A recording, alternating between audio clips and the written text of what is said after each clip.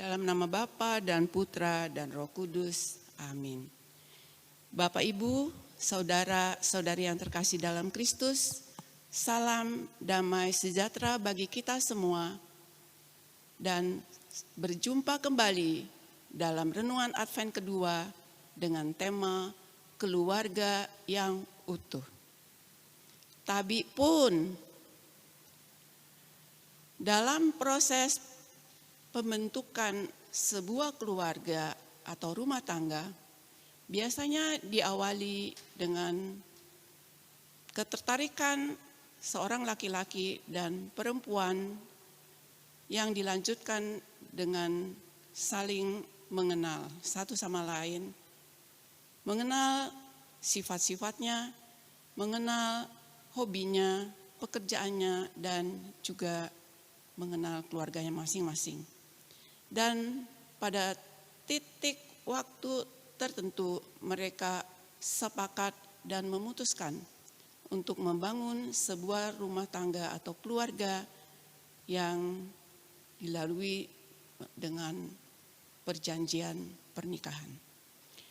Bapak Ibu pasti pernah hadir di suatu pernikahan dan menyaksikan dua anak manusia saling mengikat janji dengan mengucapkan saling mengasihi, saling menghormati, dan saling setia dalam untung dan malang, dalam sehat dan sakit, dan dalam suka dan duka.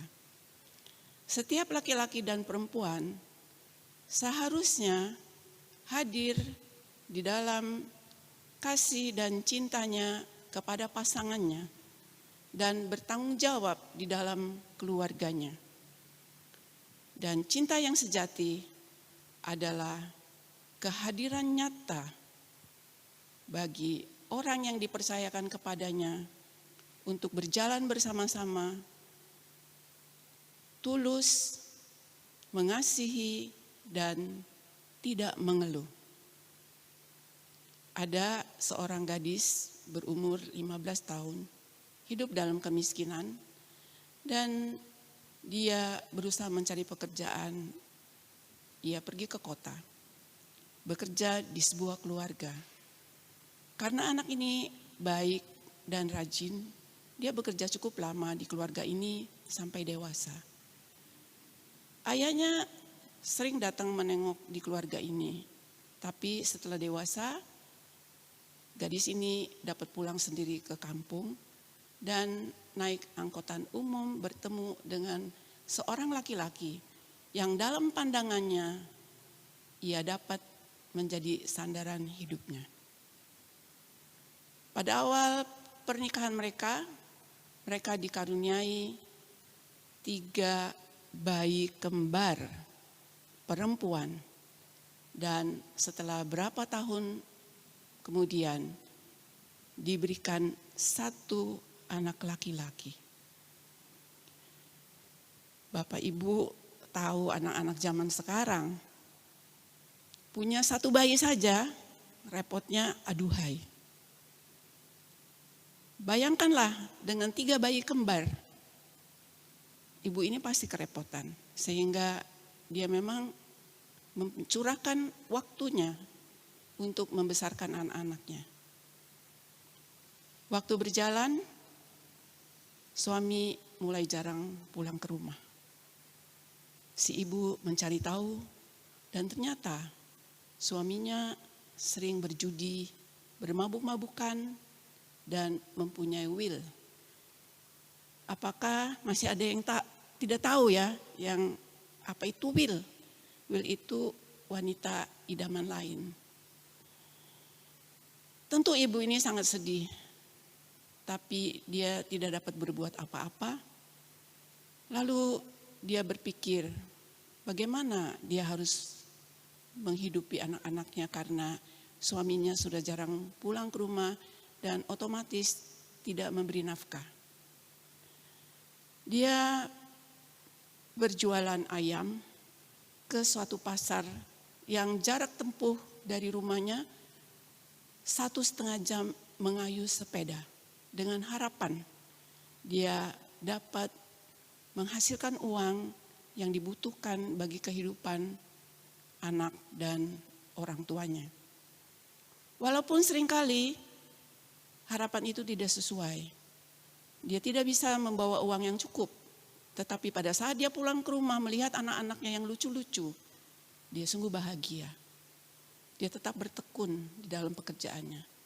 Dan dia berdoa agar suaminya bertobat. Tetapi harapan untuk kembalinya suami seperti semula tidak kunjung tiba. Tapi dia tidak putus asa. Dia terus membesarkan anak-anaknya, menghidupinya, mencukupkannya. Walaupun dia harus banyak menguras tenaganya sehingga dia semakin kurus dan hitam. Tetapi dia tetap bahagia dengan anak-anaknya. Lalu anak-anak semakin besar dewasa dan akhirnya menikah. Si kembar 3 sudah menikah, tinggallah satu si bungsu yang masih SMA. Dia mengatakan kepada ibunya, "Bu, aku ingin jadi ABRI loh, jadi aku harus selesai SMA." Si ibu berpikir keras, bagaimana mencari uang supaya anak-anak ini tercapai cita-citanya. Lalu dia kembali ke kota, ke tempat kerjanya yang dulu pada waktu dia masih usia belia. Sampai akhirnya dia dapat membiayai anaknya ini. Dan satu hari kadangkala suaminya masih pulang ke rumah dan meminta uang. Dan kalau tidak diberikan uang, si suami menjual barang yang apa ada di dalam rumahnya dan kemudian pergi lagi. Tapi ibu ini tidak berkata apapun. Suatu hari suaminya pulang ke rumah dan minta kepada istri untuk menandatangani surat izin menikah kembali. Si ibu menghela napas dalam. Aku tidak pernah akan menandatangani surat izin ini, tetapi aku juga tidak minta cerai. Wis, lakonilah sekarepmu dewe. Aku tetap akan bersama-sama dengan anak-anak. Akhirnya tercapailah cita-cita dari anak laki-laki yang bungsu ini menjadi anggota ABRI. Dan pada acara penerimaan keluarga semua diundang dan hadir bapak, ibu, dan kakak-kakak kembarnya. Mereka bahagia, sangat bahagia. Lalu sang bapak mengatakan, ini bisa terjadi seperti ini karena aku hadir di dalam keluarga ini loh. Si ibu tetap diam, tidak memberikan komentar apapun. Dia tetap bersyukur bahwa dia dapat memberikan apa yang anak-anaknya inginkan. Dari peristiwa nyata ini, kita boleh melihat, kita boleh belajar betapa kasih seorang ibu yang tulus, yang tekun, yang rela berkorban karena mengasihi keluarganya. Santo Paulus mengajarkan kepada umat di Ibrani, juga bagi kita semua, berlaku sekarang dan akan datang. Dikatakan di dalam Ibrani 13 ayat 4 sampai dengan 8. Hendaklah kamu semua hormat terhadap perkawinan. Jangan mencemarkan tempat tidur. Penjina-penjina akan dihakimi Allah. Dan janganlah kamu menjadi hamba uang. Cukupkanlah dirimu dengan apa yang ada padamu. Oleh karena Allah berfirman, sekali-sekali aku tidak pernah akan membiarkan engkau. Dan sekali-sekali aku tidak pernah akan meninggalkan engkau. Oleh sebab itu dengan yakin kita dapat berkata, Tuhan adalah penolongku, aku tidak akan takut. apakah yang dapat dibuat oleh manusia terhadapku? Ingatlah kepada pemimpin-pemimpinmu yang melayani dan menyampaikan firman kepadamu. Perhatikanlah akhir hidup mereka dan contohlah iman mereka. Yesus Kristus tetap sama, baik kemarin maupun hari ini dan sampai selama-lamanya. Bapak Ibu yang terkasih, perayaan Ekaristi menghadirkan Yesus mempelai gerejanya bagi hidup kita seutuhnya. Dan melalui perayaan Ekaristi, keluarga-keluarga diundang, diajak untuk sungguh menghadirkan dirinya bagi pasangannya dan keluarganya secara utuh dan bertanggung jawab, terutama pada saat-saat sulit yang membutuhkan waktu yang lebih, perhatian yang lebih. Misalnya karena kesulitan ekonomi, kesulitan karena penyakit, karena keluarga dan lain-lain. Seringkali orang tidak tahan di dalam penderitaan dan jatuh di dalam godaan-godaan dunia yang memikat. Sehingga lupa akan janji perkawinan yang diucapkannya di depan keluarganya, di depan tamu-tamunya, terlebih di hadapan Allah sendiri. Baiklah, kalau kita mau membangun suatu rumah tangga atau keluarga, harus punya dasar yang kokoh, yaitu dasar kasih Kristus.